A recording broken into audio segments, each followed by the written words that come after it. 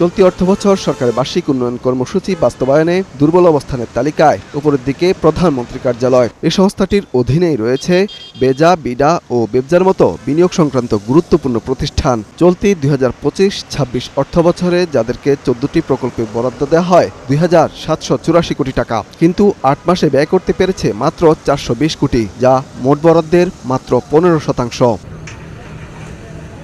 অথচ এমন দুরবস্থার মধ্যেই আসছে ২০২৬-২৭ অর্থবছরের বাজেটে এডিপি থেকে ৪,০৪৮ কোটি টাকা বরাদ্দ চেয়েছে প্রধানমন্ত্রী কার্যালয়, যা বছর ব্যবধানে বাড়ছে ৪৫%। এই বিশেষজ্ঞ মনে করেন, বাস্তবায়নে চরম দুর্বলতার পরিচয় দেওয়া প্রতিষ্ঠানগুলোতে বাড়তি বরাদ্দের ক্ষেত্রে ভাবতে হবে সরকারকে।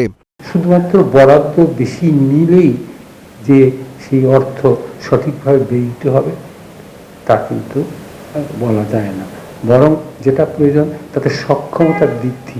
প্রধানমন্ত্রীর কার্যালয়ের অধীনে বরাদ্দ চাওয়া সংস্থাগুলোর মধ্যে সবার উপরে বাংলাদেশ অর্থনৈতিক অঞ্চল কর্তৃপক্ষ বেজা, যারা দাবি করেছে মোট অর্থের ৫৭% বা ২,৩০০ কোটি।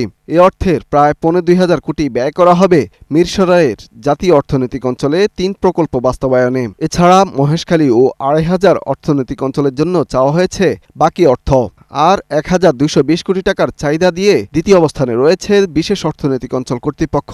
এসব ব্যয়ের বাইরে বিশেষ এলাকার জন্য আলাদাভাবে ১০০ কোটি টাকা থোক বরাদ্দ চাওয়া হয়েছে এডিপি থেকে। যেহেতু এগুলো খুবই গুরুত্বপূর্ণ বিভিন্ন সংস্থা, সেটা ভালোভাবে বিবেচনা করে তারপরে তাদের পরিকল্পনাটা গ্রহণ করা উচিত। আগামী অর্থবছরের জন্য ভালোভাবে এগুলোকে বিবেচনা করা, কোন প্রকল্পগুলি বাস্তবায়ন করা যাবে, যুক্তিসঙ্গত কিনা, ব্যক্তিখাতের বিনিয়োগের জন্য, বৈদেশিক বিনিয়োগ আকর্ষণের জন্য সেগুলো প্রয়োজন কিনা, এটা বিবেচনা করে পরিকল্পনা করে সেই পরিকল্পনাটা যাতে ভালোভাবে বাস্তবায়িত হয় সেটা নিশ্চিত করতে হবে।